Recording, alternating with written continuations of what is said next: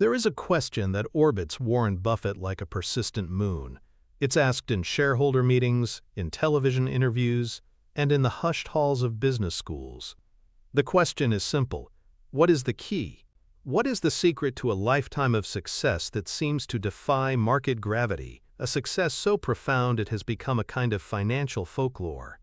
People expect an answer that is equally profound, a complex formula, a hidden algorithm for picking stocks, a secret of executive decision-making that can only be understood by a chosen few. They lean in, waiting for the intricate secret to wealth management. But Buffett's answer is always the same. It is brutally simple, almost insultingly so. He points to a stack of annual reports, of books, of paper, and he says, "Read 500 pages like this every day. That's how knowledge works. It builds up like compound interest. All of you can do it, but I guarantee not many of you will do it." This statement is the master key to the entire kingdom. It is the genetic code of the Buffett philosophy, and it is almost always misunderstood. People hear it as a folksy tip about working hard, a platitude about the importance of reading. But it is not a tip.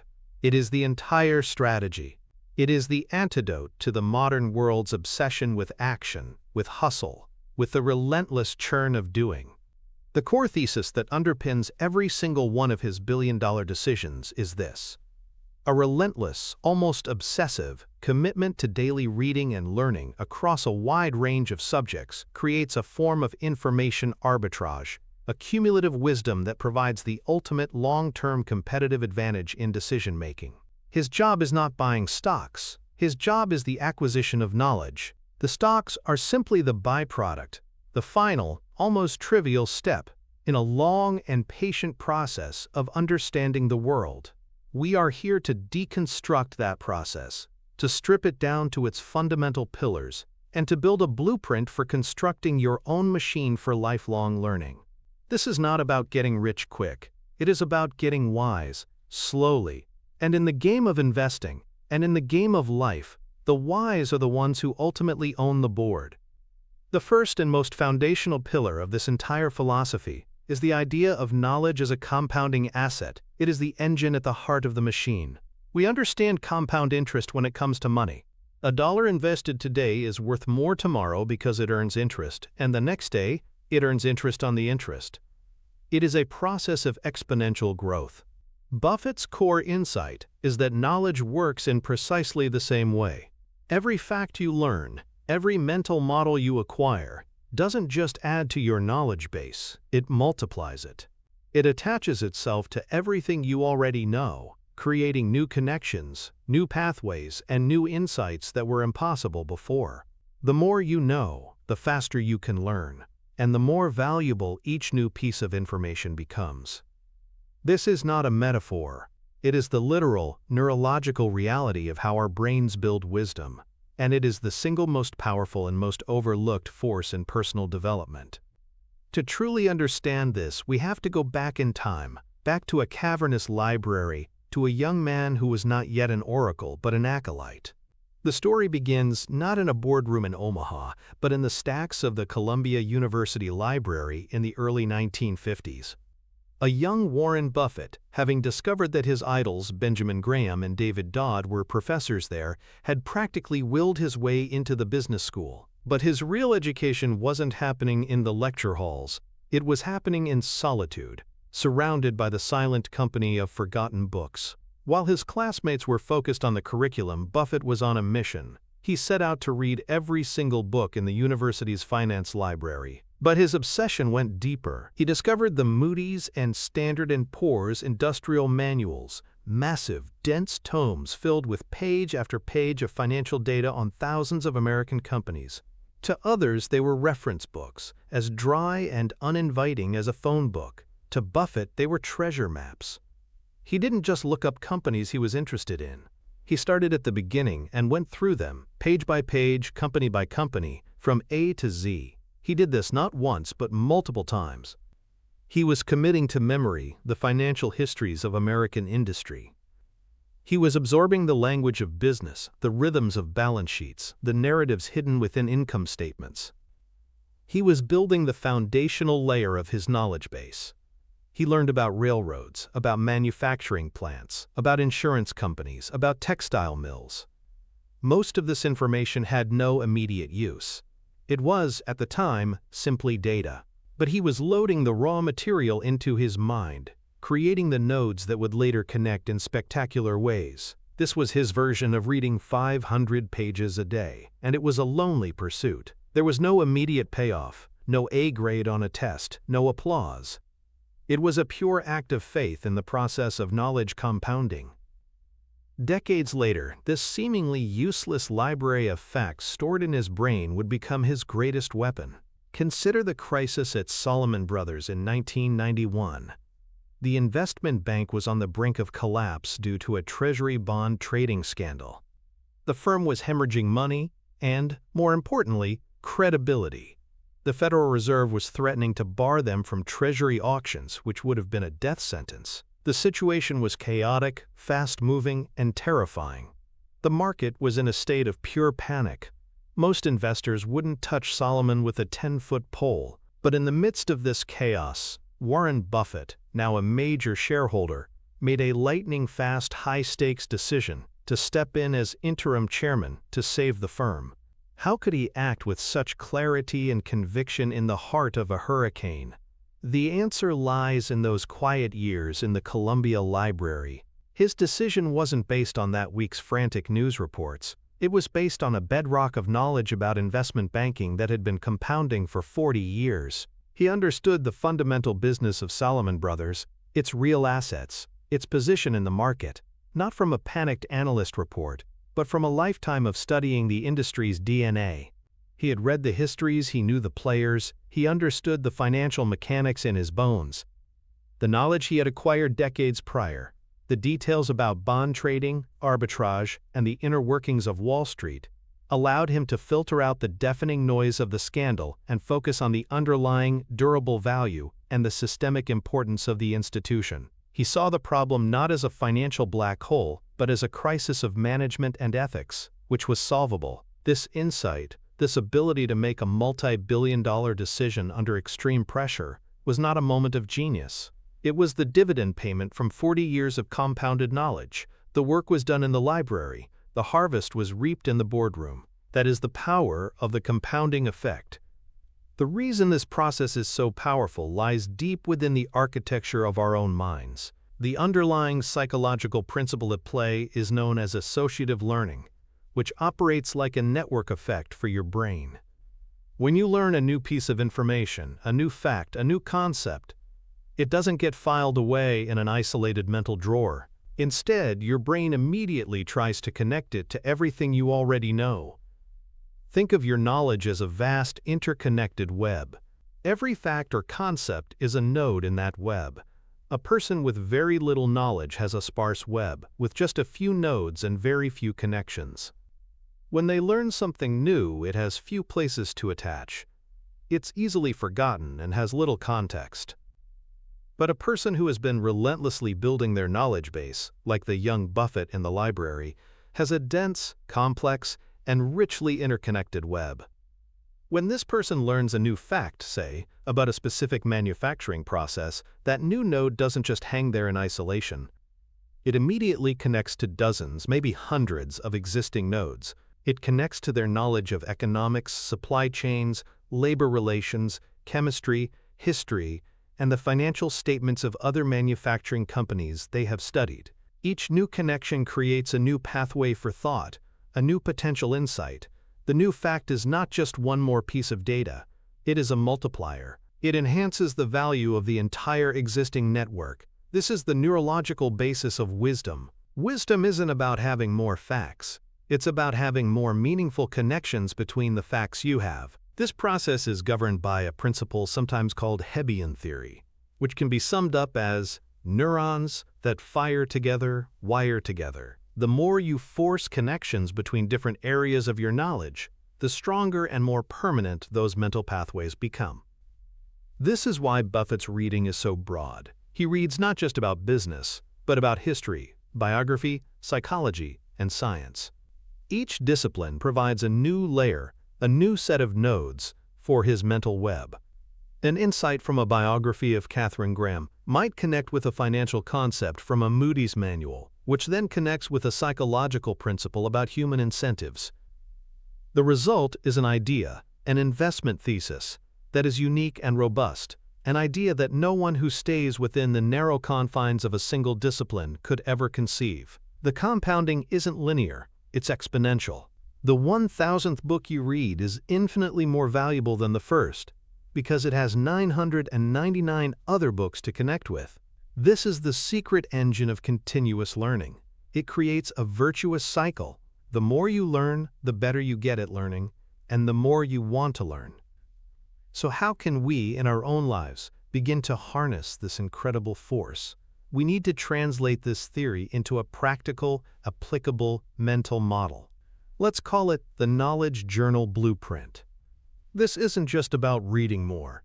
It's about reading in a way that actively fosters these connections and forces the knowledge to compound. The first step is to carve out the time. This is the hardest and most important part. You must schedule a non-negotiable block of time for reading and learning every single day, or at least 5 days a week. It could be an hour, it could be 30 minutes, but it must be treated with the same sanctity as a meeting with your most important client. It is an investment in your single greatest asset, your mind. The second step is to diversify your reading portfolio. Don't just read about your own industry. Deliberately create a balanced diet of information. For every business book or annual report, read a biography. For every article on personal finance, read an article on evolutionary biology or psychology. Your goal is not to become an expert in everything, but to collect the big, foundational ideas from many different disciplines. These are the master keys that unlock a deeper understanding of the world. The third and most crucial step is the active processing of this information through the Knowledge Journal. This is not about simply highlighting passages. It's about creating a system to force connections. Get a physical notebook or use a digital document and divide each page into 3 columns. The first column is key fact or idea. Here you write down the single most interesting or surprising piece of information you just read. Be concise. The second column is my connection. This is where the magic happens. You must force yourself to connect this new idea to something you already know. Does this business strategy remind you of a military tactic you read about in a history book? Does this psychological bias explain a mistake you made in a negotiation last year? Does this scientific concept provide a metaphor for a market trend? You are manually doing what Buffett's brain does automatically, weaving new threads into your existing mental web. The third column is potential application. Here, you brainstorm how this new, connected idea could be used in your life, your business, or your investments. How could it help you make a better decision? How could it give you an edge? The final step is the weekly review. Every Sunday, spend 30 minutes not on new reading but on reading your journal. Specifically, read only the My Connection and Potential Application columns. This act of retrieval and reflection strengthens the neural pathways you've created. You will begin to see patterns and meta-connections between entries from different weeks and different books. You are actively supervising the compounding of your own knowledge. This systematic process transforms reading from a passive act of consumption into an active process of building wisdom. It is the practical, step-by-step method for building the foundation that allows for superior self-education and personal development, the kind that pays dividends for a lifetime. To truly appreciate the power of this approach, we must examine its opposite. We must walk the path of the 99%, the path that leads not to compounding wisdom but to information bankruptcy. This is the path of the information snacker. The modern world is a fire hose of information, but most of it is the equivalent of junk food. It's high in sugar, immediately gratifying, but provides no lasting nourishment. The information snacker consumes a diet of headlines, tweets, soundbites, and algorithmically curated news feeds. Their learning is almost entirely just in time. They Google an answer when they need it for a specific task and then promptly forget it. They skim summaries of books instead of wrestling with the original text. They mistake the endless scroll for genuine learning. The core problem with this approach is that it prevents any possibility of compounding. The information is fragmented, shallow, and stripped of context. A headline about a company's quarterly earnings is a single, isolated node.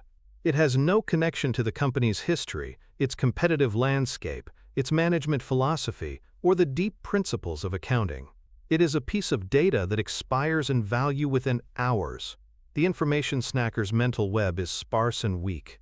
New information has nothing to cling to, so it passes through their consciousness like water through a sieve. They suffer from a kind of intellectual amnesia, constantly having to relearn the basics because they have never built a solid foundation. Think of the typical day trader, glued to their screen, reacting to every news alert and market twitch. They are the ultimate information snackers. Their actions are driven by a constant stream of perishable information. A rumor about a new product, an analyst upgrade, a tweet from a CEO. They are in a perpetual state of reaction, always one step behind. They are playing a game of chance, hoping to get lucky on the next piece of information. Buffett, by contrast, is playing a game of knowledge. His decisions are based on the deep, evergreen principles of business and human nature that he has cultivated over decades. The daily news is just noise to him, a tiny ripple on the surface of a deep ocean of understanding. The information snacker is trying to build a skyscraper on a foundation of sand. It is a strategy doomed to fail because it ignores the fundamental law of intellectual growth. Knowledge only becomes power when it is organized, connected, and allowed to compound over time. The financial connection here is direct, tangible, and immense. Compounded knowledge translates directly into a massive financial advantage. Let's look at one of the most famous examples from Buffett's early career, the American Express salad oil scandal of 1963. A company called Allied Crude Vegetable Oil, a major customer of American Express's warehousing division, was discovered to be a massive fraud. They had secured huge loans using barrels of salad oil as collateral. The problem was, the barrels were mostly filled with water. When the fraud was exposed, Allied went bankrupt, and Wall Street panicked. They assumed American Express would be on the hook for the massive fraudulent loans. The stock price was slashed in half, falling from over $60 to $35. The market narrative was simple: American Express is ruined. This was a classic case of information snacking. The market reacted to the headline, the dramatic, terrifying new piece of information. But Warren Buffett, the knowledge compounder, did something different. He didn't just read the headlines. He activated his deep, pre-existing knowledge base. He knew from his years of reading that American Express's primary business was not warehousing salad oil. It was travelers' checks and credit cards. Their most valuable asset was not a warehouse, it was the trust of millions of consumers and merchants around the world. So he got on a plane and went to work. He didn't look at stock charts. He went out and did his own scuttlebutt research. He went to restaurants and stores. He talked to merchants. He observed customers. He asked them, "Are you still accepting American Express cards? Are you still selling the traveler's checks?" The answer was a resounding yes. The scandal, while serious, had not damaged the core of the business. The trust was intact. His deep knowledge of accounting, built from those years with the Moody's manuals, allowed him to analyze the company's balance sheet and accurately estimate the maximum possible loss from the scandal. He concluded that the loss, while significant, was a one-time hit that the company's powerful ongoing earnings from its core business could easily absorb. The market's panic had created a situation where you could buy the entire, incredible, world-class financial services business for less than the value of its investment portfolio. This was a direct result of his compounded knowledge. The insight came from connecting his understanding of financial statements, his knowledge of brand equity and consumer psychology, and his on-the-ground real-world research. He invested 40% of his partnership's assets into American Express. Over the next few years, the stock quintupled. The financial result was a fortune, a direct and quantifiable return on an investment made not just with money but with decades of compounded knowledge. That is the ultimate financial connection. This ability to see what others miss brings us to the second pillar of Buffett's philosophy, the creation of information arbitrage. Arbitrage, in its classic financial sense, is the simultaneous purchase and sale of an asset to profit from a difference in the price. It's a risk-free lunch. Information arbitrage is a more potent concept. It's the advantage you gain by knowing more or understanding more deeply about an asset than the rest of the market. It's not about secret, inside information. It's about doing the hard, grinding work of learning that others are unwilling to do. It's about processing publicly available information so thoroughly that you gain an insight that is, for all practical purposes, proprietary. This relentless pursuit of knowledge is not just for intellectual curiosity. It is a deliberate strategy to create an unfair competitive advantage in the marketplace of ideas and capital. There is perhaps no better illustration of this principle than Buffett's seminal investment in the Washington Post Company in 1973. At the time, the public perception of the newspaper industry was grim. Competition from television was intensifying, and the company's stock was languishing. Moreover, the Post was embroiled in the political firestorm of Watergate. The Nixon administration was openly hostile to the paper, and there was a palpable sense of risk and uncertainty surrounding the business. The market saw a troubled company in a declining industry facing immense political pressure. The stock was cheap, but for what seemed like very good reasons. Most investors, applying a simple, surface-level analysis, stayed away. But Warren Buffett was not most investors. His journey with the Washington Post didn't begin with a stock ticker. It began with a voracious appetite for information. He had been a paperboy as a child, an experience that gave him a ground-level feel for the business. But his adult analysis was far more rigorous. He began by reading not just one, but years of the company's annual reports. He did the same for its competitors, like the New York Times, the Dow Jones Company, and others. He was building a deep, comparative understanding of the entire industry's economics. Through this exhaustive investment research, he discovered a crucial insight that the market was completely missing. He realized that a dominant city newspaper was what he would later call a natural monopoly. In most cities, there was only room for one profitable paper. This dominance gave the paper incredible, unassailable pricing power. They could raise their advertising rates year after year, and local businesses had no choice but to pay. It was a license to print money. But his information arbitrage went even deeper. He didn't just read the reports, he went to the source.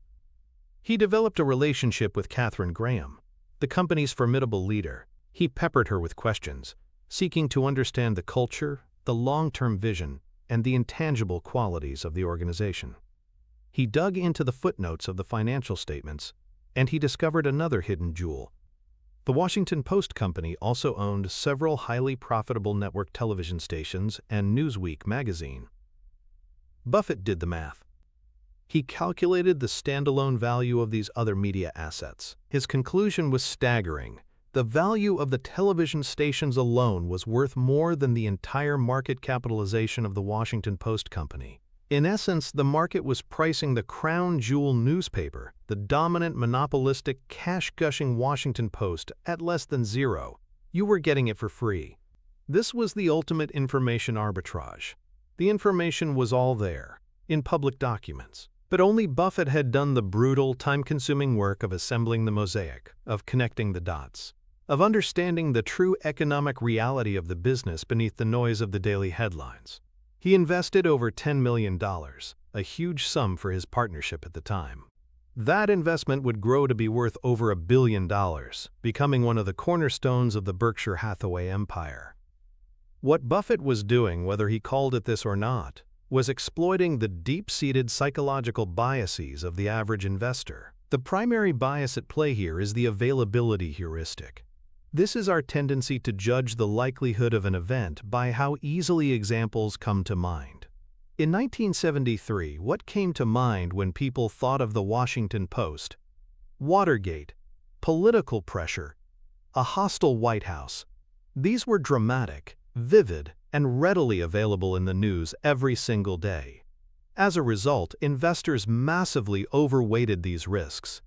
What didn't come to mind as easily? The boring, methodical, year-over-year increase in advertising lineage rates. The durable competitive advantage of being the only paper in town. The cash flow statements buried on page 37 of the annual report. Buffett's commitment to reading the primary sources, the dense and often dull financial documents, was a direct antidote to the availability heuristic. He forced his brain to focus on the fundamental, long-term data, not the exciting short-term narrative. Compounding this was confirmation bias, our tendency to seek out and favor information that confirms our pre-existing beliefs. Once the market had decided newspapers are a bad business, investors actively looked for stories and data that supported this conclusion. They pointed to declining readership numbers and ignored the soaring advertising revenue. They focused on the political risks and ignored the monopolistic pricing power. Buffett's approach is the polar opposite. He actively seeks to disconfirm his own ideas. He reads not just to find reasons to buy a stock, but to find every possible reason not to. This intellectual rigor, this willingness to engage with conflicting information, is what allowed him to see the reality of the Washington Post, when everyone else was blinded by their own biases. His voracious reading habit wasn't just about accumulating information. It was a behavioral training program, conditioning his mind to operate with a level of objectivity that is almost superhuman. To operationalize this principle of information arbitrage, we can adopt a mental model inspired by the legendary investor Phil Fisher, but updated for the modern age. Let's call it the scuttlebutt method 2.0. The word scuttlebutt is an old naval term for the cask of drinking water on a ship, where sailors would gather and gossip.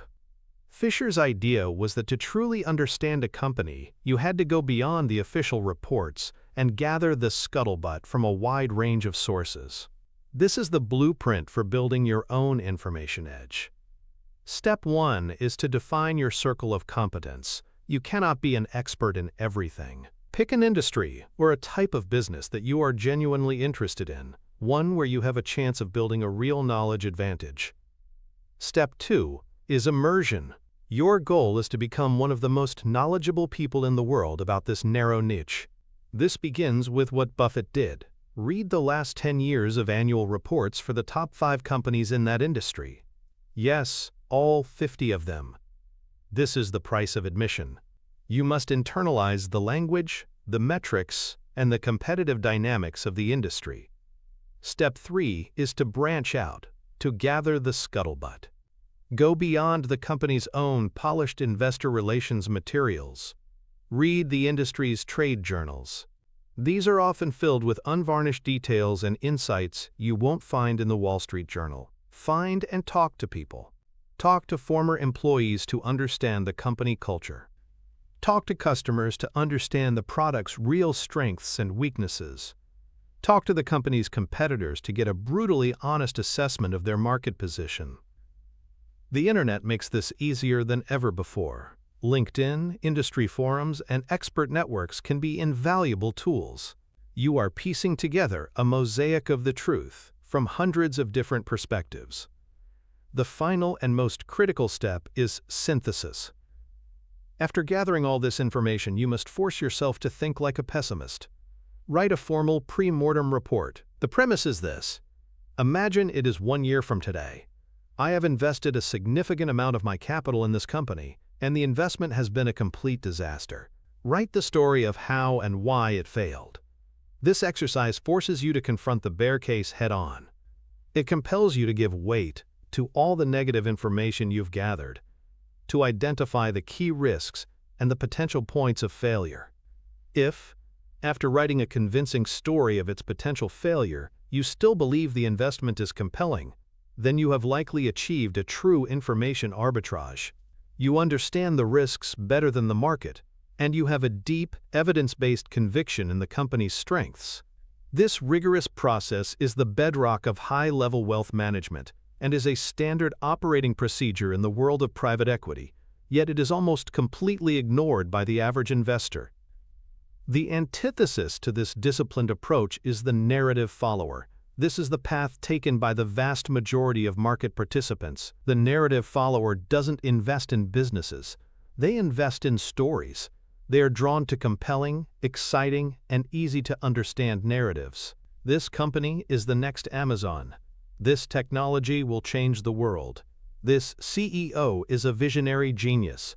These stories are seductive, and they are often amplified by the financial media, which thrives on simple, powerful narratives. The narrative follower reads a few glowing articles, watches an enthusiastic interview with the CEO on television, and sees the stock price going up, confirming the story. Driven by a powerful fear of missing out, they buy. What they haven't done is any of the real work. They haven't read the 10K, the company's annual filing with the SEC. They don't understand the competitive landscape. They haven't analyzed the balance sheet to see if the company is drowning in debt. They haven't calculated a conservative estimate of the business's intrinsic value. They are, in effect, flying blind, guided only by the narrative. The dot-com bubble of the late 1990s was the ultimate monument to narrative following. Investors poured billions of dollars into companies with exciting stories but no revenues, no profits, and no viable business models. They bought the narrative of the new economy, a story that promised infinite growth and rendered old-fashioned concepts like profitability obsolete. When the narrative inevitably collided with reality, trillions of dollars of wealth were vaporized. The narrative follower is always the last one to the party, and the first to get burned when the music stops. They trade the hard work of information arbitrage for the easy comfort of a good story, and they pay a terrible financial price for it. The direct financial connection of information arbitrage is the creation of a margin of safety, a concept Benjamin Graham taught Buffett that became the cornerstone of his investment philosophy. A margin of safety is the difference between the intrinsic value of a business and the price you pay for it. If you have done the rigorous work to determine that a business is worth $100 per share, and you are able to buy it for $50, you have a $50 margin of safety. This is not a guess. It is a conclusion born from superior information and analysis. This buffer is what protects you from bad luck, from unforeseen events, and from your own errors in judgment. With the Washington Post, Buffett's information arbitrage allowed him to see that the company's assets were worth far more than its stock price. His margin of safety was enormous. He wasn't just hoping the stock would go up. He knew, with a high degree of certainty, that he was buying a dollar for 50 cents. This principle translates directly to the balance sheet. Understanding that a company owns a hidden or undervalued asset, like real estate carried on the books at its purchase price from decades ago, or a brand whose value isn't reflected in the accounting numbers, is a tangible financial fact. The information arbitrage is the gap between the messy, complex reality of the business and the overly simplified number that shows up on a stock screen. By dedicating your life to understanding that messy reality through continuous learning, you can consistently and systematically exploit that gap. That is the source of all true long-term investment profits. It is the path to genuine financial freedom. Simply accumulating facts, however, is not enough. A brain full of disconnected data is like a library with no card catalog. The third and perhaps most intellectually sophisticated pillar of Buffett's system is the active construction of a latticework of mental models. This is the organizing principle for all the knowledge he acquires. It's the answer to the question of how he thinks. A mental model is a concept or framework from a particular discipline that helps you understand how the world works. The idea, championed by Buffett's partner Charlie Munger, is that if you want to make better decisions, you can't just use the models from a single field, like economics. You need to collect the big, time-tested models from all the important disciplines, psychology, physics, biology, history, mathematics, and arrange them in your mind into a connected latticework that you can use to analyze any problem. This multidisciplinary approach is what elevates Buffett from a mere stock picker to a world-class capital allocator and a master of executive decision-making. The foundational story for this pillar is not about a single investment, but about an evolution in Buffett's own thinking, an evolution driven entirely by Charlie Munger. In his early days, Buffett was a pure disciple of Ben Graham, searching for cigar butt companies. These were terrible businesses that were trading for such a low price that there was still one good puff left in them for an investor. You could buy a company for less than its working capital, liquidate it, and make a small, quick profit. It was a quantitative, one-dimensional approach. It worked, but it was not scalable and didn't allow for the true magic of long-term compounding. Then came Charlie Munger. Munger, a man whose intellectual diet was even more varied than Buffett's, introduced him to a new way of thinking. Munger famously said, "To a man with only a hammer, every problem looks like a nail." He argued that by only using Graham's quantitative hammer, Buffett was missing a huge universe of wonderful opportunities. Munger pushed Buffett to incorporate models from other disciplines, especially psychology, into his analysis. The turning point was their 1972 acquisition of See's Candies. On a purely quantitative basis, See's was not a classic Graham-style bargain. Berkshire Hathaway paid $25 million, a price that was well above the company's tangible assets. An old Buffett, a man with a hammer, would have walked away. But Munger taught him to view the business through a different set of mental models. Through the lens of psychology, they saw the incredible power of the See's brand. Customers had a deep, almost irrational loyalty to the product, built over decades of positive association with holidays and family gatherings. This psychological moat allowed See's to have tremendous pricing power. They could raise the price of their chocolates every year, and customers would happily pay it, because they weren't just buying candy, they were buying tradition and nostalgia.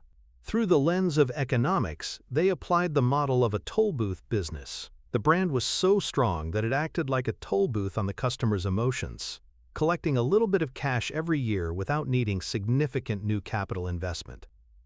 This purchase marked a profound shift in Buffett's entire philosophy, from buying fair companies at wonderful prices to buying wonderful companies at fair prices.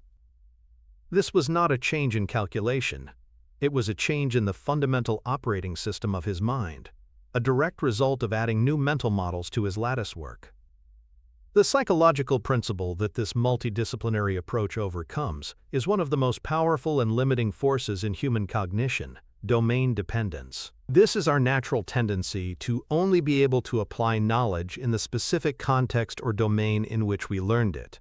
A brilliant physics student can use the concept of critical mass to solve a complex problem on an exam, but completely fails to see how the same model of critical mass applies to the spread of a social movement or the growth of a new business.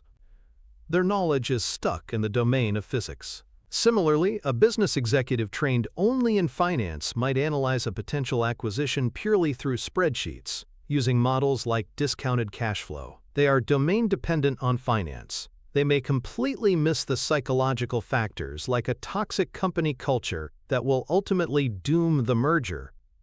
By actively collecting mental models from different fields, Buffett and Munger are engaging in a process of forced decontextualization. They are deliberately training their brains to see the underlying principles that cut across different domains. They know that the biological model of an ecosystem, with its niches and competition and symbiotic relationships, is a powerful tool for understanding an industry. They know that the engineering model of a breakpoint, or a margin of safety, is just as applicable to investing as it is to building a bridge. This practice also helps them overcome cognitive dissonance, our deep-seated discomfort with holding conflicting ideas. Most people quickly resolve this discomfort by latching onto one idea and discarding the others. A master thinker, however, can hold multiple, competing models in their head at the same time. They can analyze a problem through the lens of economics and psychology and history simultaneously. This ability to see a problem in 3 dimensions rather than one is the hallmark of true wisdom and the engine of superior decision-making. To build our own lattice work, we can employ a powerful technique called multidisciplinary journaling. This is a practical exercise for making better decisions in your own life, whether it's a major investment, a career change, or a strategic business choice. Step 1 is to clearly define the problem or decision you are facing. Write it at the top of a page in your journal. Step 2 is the core of the exercise. You must analyze this single problem through the lens of at least 5 different disciplines. Go down the list one by one. How would a physicist look at this? Think about concepts like equilibrium, leverage, friction, and critical mass. Is your career stuck in a state of inertia? Does a potential investment have a powerful tailwind behind it? How would a biologist analyze it? Think about evolution, natural selection, and ecosystems. Is the company you're considering investing in well adapted to its changing environment? Or is it a dinosaur waiting for extinction? How would a historian view this decision? Think about cycles, precedents, and the long-term trends of human behavior. Have similar situations occurred in the past? What were the outcomes? How would a psychologist approach it? Think about incentives, cognitive biases, and social proof. Are you making this decision because it's truly rational? Or are you being influenced by what others are doing? Are the incentives of all parties aligned? And finally, how would a mathematician look at it? Think about probability, permutations, and expected value.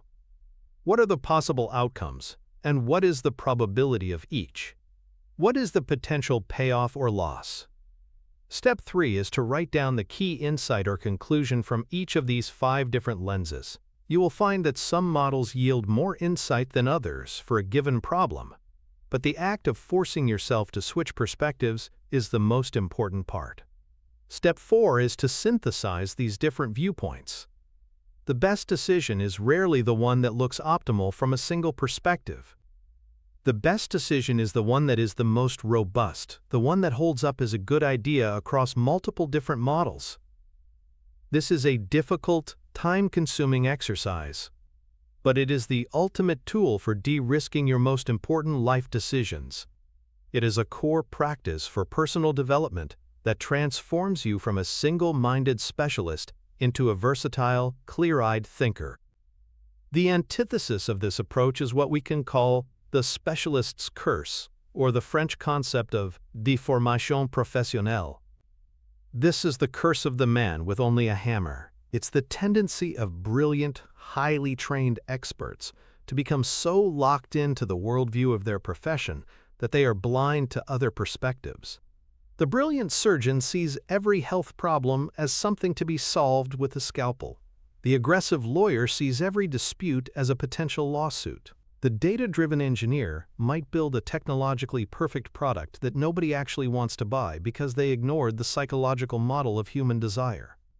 The 2008 financial crisis was a catastrophic, global-scale example of the specialist's curse.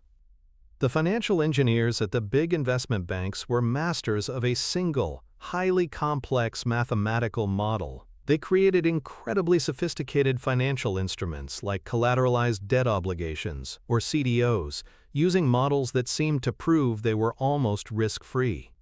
They were looking at the world purely through the lens of quantitative finance. What they tragically ignored were the mental models from other disciplines. They ignored the psychological model of greed and fear, which predicted that when the housing market turned, panic would spread like a virus. They ignored the historical model, which shows that massive debt-fueled asset bubbles always end in tears. They ignored the physics model of tightly coupled systems, which would have shown them that the entire global financial system was so interconnected that the failure of one part would inevitably lead to a cascading catastrophic failure of the whole. Their specialized, domain-dependent knowledge didn't just fail to predict the crisis, it was the very thing that created it. This is the danger of a world without a latticework of mental models. The direct financial connection of building a mental latticework is that it allows you to accurately value the most important assets a business can have, its intangible assets. A standard accounting spreadsheet is very good at valuing things you can touch, like factories and inventory. But it is terrible at valuing the things that truly create long-term competitive advantage, like a company's brand, its culture, or its network effects. These are the powerful moats that Buffett talks about, the things that protect a business from competition. To a specialist using only a financial model, these assets are invisible. They don't show up on the balance sheet. But to a multidisciplinary thinker like Buffett, they are the most important assets of all. When he analyzed See's candies, he used a psychological model of brand loyalty to understand the durable value of the See's name. When he invested in Coca-Cola, he used a mental model of habit and social proof to quantify the global power of its brand. When he looks at Geico, he uses a mathematical model of probability and a business model of a low-cost producer to understand its enduring advantage. This lattice work of models allows him to see a company's hidden, off-balance sheet assets. It gives him the confidence to pay what might look like a high price to a conventional analyst, because he understands that he is buying a durable, cash-generating machine that the market's simplistic models cannot properly value. The ability to see and value these intangible assets, an ability derived directly from a latticework of mental models, is one of the biggest and most sustainable sources of Berkshire Hathaway's enormous wealth. This brings us to a crucial and perhaps counterintuitive pillar of the Buffett system, the discipline of inaction and the power of patience. The primary output of all this relentless reading and thinking is not, as one might expect, a constant flurry of activity. In fact, it is the exact opposite. The deeper one's knowledge, and the more robust one's mental latticework, the more one realizes that truly great opportunities are exceedingly rare. The purpose of the knowledge machine is not to generate more ideas, but to filter out the thousands of bad and mediocre ideas, allowing you to identify the handful of truly brilliant ones. In a world that glorifies action and hustle, Buffett's greatest strength is often his ability to sit quietly, read, think, and do nothing at all for long periods of time. His patience is not passive, it is an offensive weapon. The most dramatic demonstration of this principle was Buffett's conduct during the dot-com bubble of the late 1990s. It was a period of absolute mania. Technology stocks, many with no earnings and flimsy business plans, were doubling and tripling in value in a matter of months. A new generation of tech billionaires was being minted overnight. The financial media was in a state of frenzy, celebrating the new paradigm, where old rules of valuation no longer applied. And in the middle of this wild party, Warren Buffett sat in Omaha and did nothing. He openly admitted that he didn't understand the new technology companies. He couldn't project their cash flows with any certainty, so he refused to play the game. The pressure on him was immense. Berkshire Hathaway's stock, a titan of the old economy, was dramatically underperforming the soaring NASDAQ index. Respected publications ran cover stories with headlines like, "What's wrong, Warren?" He was called a dinosaur, a relic, a man who had lost his touch. His own shareholders were growing restless, yet Buffett remained completely unfazed. He spent his days as he always did, reading and thinking. He was building his knowledge in the areas he understood: insurance, consumer goods, finance, and patiently waiting for the storm to pass. His inaction was his most powerful action. It was a vote of no confidence in the mania, a decision rooted in a lifetime of accumulated wisdom. And then, in the spring of 2000, the bubble burst, the NASDAQ crashed. Trillions of dollars of speculative wealth were annihilated. Companies that were once worth billions went bankrupt. And Warren Buffett, who had been derided as a fool, was revealed as the wisest man in the room. Berkshire Hathaway was sitting on a mountain of cash, preserved from the wreckage. While others were forced to sell their good assets to cover their losses on bad ones, Buffett went shopping, buying wonderful businesses at bargain prices from the very people who had called him obsolete. His patient inaction had given him the ultimate financial advantage. The psychological forces that Buffett had to overcome during this period are some of the most powerful in the human experience. The primary one is the fear of missing out, or FOMO. This is a deep, primal anxiety that others might be having rewarding experiences from which we are absent. Watching your neighbors get rich on stocks you don't own triggers a powerful social pain. It is incredibly difficult to stick to your own disciplined process when everyone around you seems to be effortlessly succeeding with a different one. Compounding this is what behavioral scientists call action bias. Our brains are wired with a preference for action over inaction, even when inaction is the more rational course. In situations of uncertainty, we feel a compelling urge to do something, anything, because it gives us a sense of control.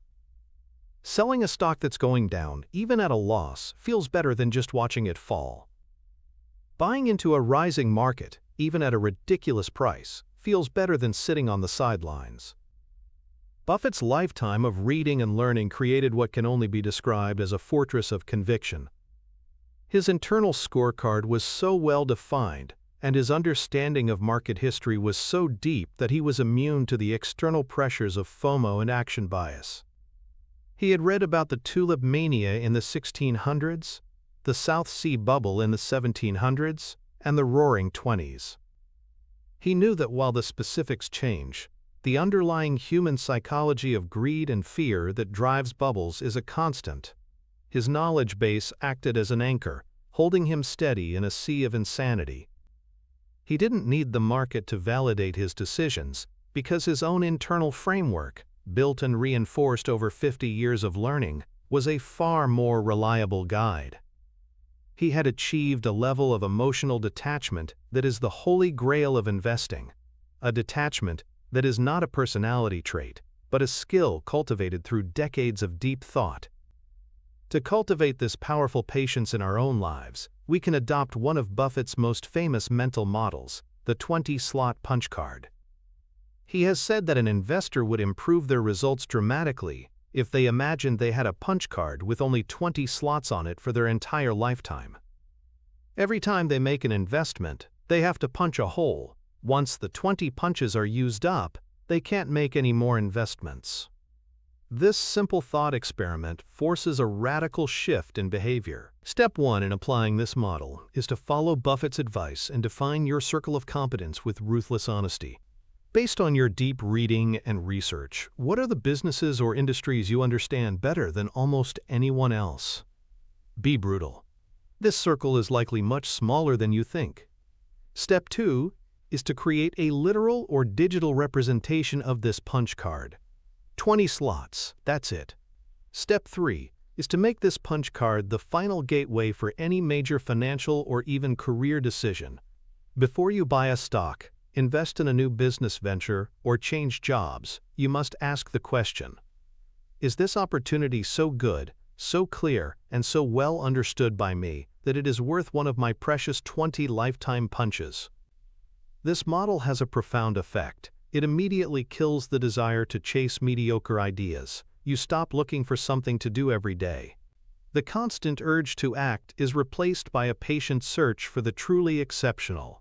You learn to say no to 19 out of 20 ideas, because they simply aren't good enough to warrant a punch.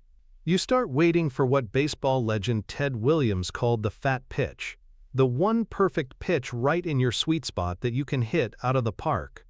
Your deep knowledge base, your information arbitrage, is what allows you to identify that fat pitch when it comes. The punch card is the discipline that forces you to wait for it, and not swing at everything else. The antithesis of this patient, selective approach is the hyperactive trader. This is the individual who embodies the action bias. They are constantly checking their portfolio, listening to the drumbeat of the financial news, and feeling the need to transact. They buy a stock on Monday because of a good news story, and sell it on Wednesday because of a bad one. They mistake this constant activity for progress. They are like a hamster on a wheel, running furiously but going nowhere. The hyperactive trader is driven by FOMO, by the need for stimulation, and by the illusion of control that comes from clicking a mouse. Their portfolio is not a curated collection of well-understood businesses. It is a chaotic jumble of impulsive bets, a reflection of the market's daily mood swings. This behavior is actively encouraged by large parts of the financial industry. Brokerage firms, for example, make money when you trade, not when you sit still. The financial media profits from eyeballs and clicks, which are generated by drama, excitement, and a sense of urgency. The entire ecosystem is designed to encourage action. The hyperactive trader is the perfect customer for this system, but the end result for them is almost always disastrous. They consistently underperform the market, they pay enormous sums in transaction fees and commissions, and they realize most of their gains, if any, as short-term capital gains, which are taxed at the highest rates. They are playing a loser's game, and the frenetic energy they expend only serves to dig their financial hole deeper. The direct financial connection of discipline and action is profound and can be summarized in one word: capital. Capital is the raw material of wealth creation. The primary objective for any serious investor is the preservation and growth of their capital base. Every unnecessary transaction, every frictional cost, every panicked sale at a market bottom is a permanent impairment of that capital. It is a tax on your future compounding power. Buffett's decision to do nothing during the dot-com bubble was the single greatest capital allocation decision he made in that decade. By refusing to participate, he preserved Berkshire Hathaway's capital intact. But it was more than that. As the market crashed, the value of everyone else's capital was declining, while his remained stable. This meant his relative purchasing power was soaring. His cash became an immensely powerful strategic asset. Patience fueled by knowledge is not a passive state. It is an active strategy for increasing your financial power. It ensures that when the rare, truly great opportunity does appear, the fat pitch that comes only once every few years, you will have the capital and the psychological fortitude to act decisively and with scale. The money made in investing comes not from the buying or the selling, but from the waiting. The financial return from patience is not linear, it is lumpy. There are long periods of nothing happening, followed by short bursts of intense and highly profitable activity. The hyperactive trader captures none of this, as they are too busy churning their capital away. The patient compounder, whose inaction is a product of their deep knowledge, is the one who is there, ready and waiting to capture all of it. This leads us to the final and most practical pillar, the structure of the learning machine. How does one actually do this? How does one build a life that facilitates this kind of deep learning and patient thought? The answer is that it is not about passion or inspiration, it is about process. Buffett has engineered his entire life and his daily schedule to maximize time for reading and thinking. He has built a literal machine for learning, and he feeds it every single day with disciplined, structured routine. It's not a hobby he fits in when he has time. It is the work itself. This commitment to process over passion is the secret to the consistency and durability of his success. It is the ultimate CEO habit. A detailed look at Warren Buffett's typical day is a masterclass in life design. It is famously, almost comically, simple and unstructured. He wakes up early, but not at some pre-dawn hour. He gets to his modest office in Omaha, and his schedule for the day is for the most part a giant, empty block. There are very few meetings. He has boasted that he might not have a single scheduled appointment for weeks on end. He does not get bogged down in the day-to-day operational details of Berkshire Hathaway's many businesses. He delegates that to trusted managers. His phone does not ring constantly. His desk is famously clear.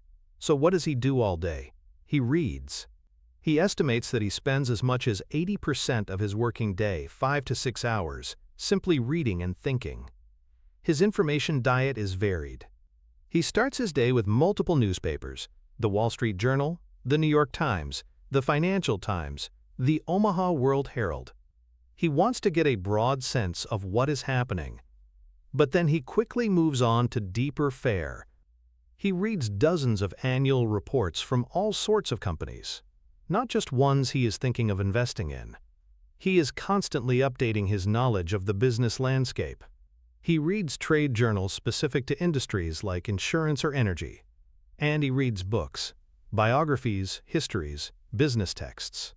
The key is that this is not a random, haphazard activity. It is a structured, disciplined process. It is the main task on his to-do list every single day. He has created an environment for himself that is almost monastic in its focus, an environment completely optimized for the quiet, solitary work of knowledge acquisition. He has eliminated almost everything else. This is not laziness. It is a ruthless prioritization of the one activity that he believes creates the most long-term value: learning. The underlying psychological principles that make this structured approach so effective are habit formation and the Zeigarnik effect. Buffett has made learning a deeply ingrained habit. The classic habit loop consists of a cue, a routine, and a reward. For Buffett, the cue might be arriving at the office. The routine is to pick up the stack of reading material. The reward is the small dopamine hit of understanding something new, of connecting a new piece of information to his existing lattice work. By repeating this loop thousands of times over decades, the process has become automatic. It no longer requires conscious effort or willpower. He doesn't read because he's motivated that day. He reads because it's what he does. It is his default state.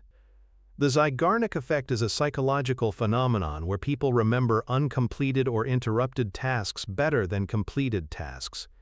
This creates a kind of mental tension, a need for closure. Buffett's continuous learning process is, in effect, a giant, lifelong, uncompleted task. Every book he reads, every annual report he analyzes, answers some questions but also opens up new ones. It creates a perpetual, open loop of curiosity. The more he learns, the more he realizes he doesn't know, which in turn fuels his desire to read more and connect more dots. His work is never done. This creates a powerful, self-sustaining intellectual engine. He is not just completing tasks, he is perpetually engaged in a process that is its own reward. To build our own structured learning machine, we can use a mental model that combines two powerful concepts: the 5-hour rule and the information diet. The 5-hour rule is a concept observed in many ultra-successful leaders, including Bill Gates and Oprah Winfrey. It involves setting aside at least 5 hours a week, or 1 hour each workday, for deliberate learning and practice. Step 1 is to schedule these 5 hours. You must put them in your calendar as if they were the most important meetings of your week. Protect this time ruthlessly. This is your non-negotiable commitment to your own personal development. Step 2 is to curate your information diet. For 1 month, conduct an audit of all the content you consume.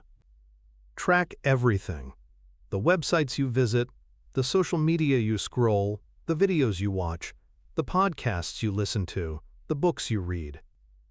At the end of the month, categorize every single item into one of 2 buckets: evergreen knowledge or perishable information.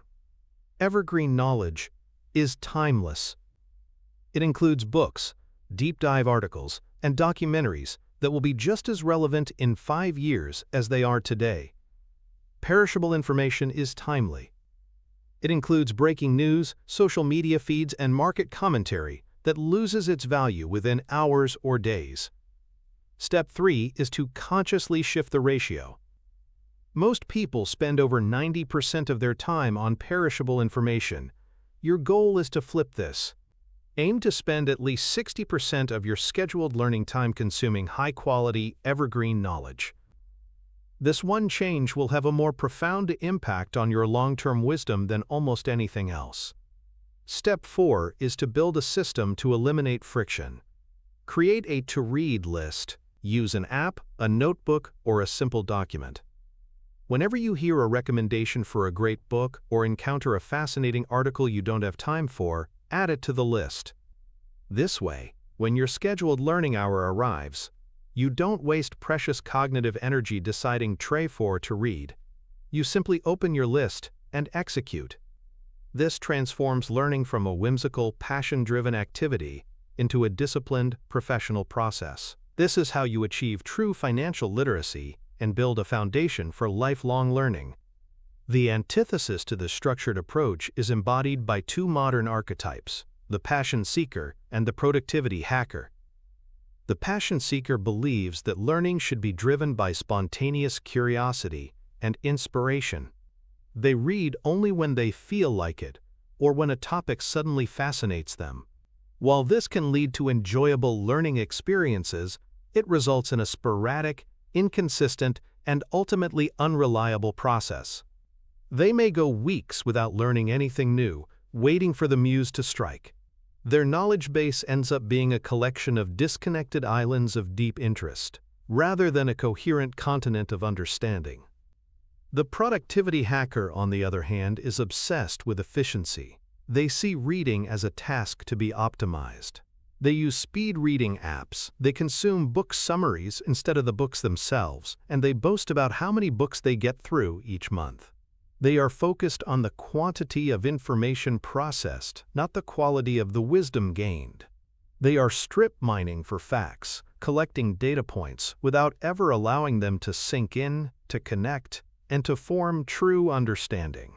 They mistake the appearance of knowledge for the real thing. Both the passion seeker and the productivity hacker fail for the same fundamental reason. They lack a disciplined, patient process. They are focused on the short-term feeling of inspiration or accomplishment, and in doing so, they sacrifice the long-term, compounding power of structured deep learning. The ultimate financial connection here is the creation of what can only be called proprietary intellectual capital. For an individual, this is the most valuable asset you can ever possess. For a company like Berkshire Hathaway, the combined knowledge and wisdom stored in the brains of Warren Buffett and Charlie Munger is its single greatest asset, even though it doesn't appear anywhere on the balance sheet. This disciplined learning process generates immense financial value in two primary ways. First, as we have seen, it leads to better investment decisions. It generates alpha. It allows you to see opportunities and avoid risks that others miss. But just as importantly, it is the ultimate risk management strategy. The cost of this process is laughably small. The price of a few books, some newspaper subscriptions, and the opportunity cost of your time. Now compare that to the potential cost of a single bad, multi-billion-dollar decision made from a position of ignorance. The return on investment for Buffett's reading habit is almost infinite. A single idea gleaned from a single page in a forgotten book, a connection made between two seemingly unrelated concepts, can be the genesis of a decision that is worth billions of dollars. More importantly, it can be the reason he avoids a decision that would have cost billions. The structured daily process of lifelong learning is not just a way to get rich. It is the surest way to avoid becoming poor. It is the final, foundational promise of a life dedicated to knowing more tomorrow than you do today. So there you have it. The 5 pillars of the machine. The compounding effect of knowledge, the strategic creation of information arbitrage, the building of a latticework of mental models, the disciplined power of inaction, and the structured process that makes it all possible. You have just invested a significant amount of your most valuable asset, your time, to acquire a powerful mental tool. You now understand not just that Warren Buffett reads a lot, but why it works. You have the blueprint to a system of thinking that has generated hundreds of billions of dollars in value and an incalculable amount of wisdom. You have been given the master key, but a key is only useful if you know which door it opens. Buffett's system is not a single, isolated trick. It is a network of interconnected mental models, a complete philosophy for navigating the world. What you have just mastered is one crucial, foundational piece of that network. But there are others. There are the specific models he uses to analyze a business's competitive moat. There are the psychological frameworks he uses to judge the character and incentives of managers. There are the historical cycles he studies to understand the ebb and flow of markets. Each model connects to and strengthens all the others. The video that is now appearing on your screen is not just another piece of content, it is the next piece of the map. It is the link that connects the foundation you've just built to the next level of the structure. It is the missing piece that will take your understanding from the theoretical to the tactical. The journey of building a mind like Buffett's is a long one, a true commitment to lifelong learning. Most people will stop here, satisfied with this initial burst of insight. But for the few who are serious, for those who see this not as entertainment but as education, the next step is the only one that matters. The decision to click is not just about watching another video. It is a decision about who you want to become. It is a choice to continue your ascent, to complete your mental arsenal, and to truly commit to the path of the voracious reader and the patient compounder. The next piece of the puzzle is waiting.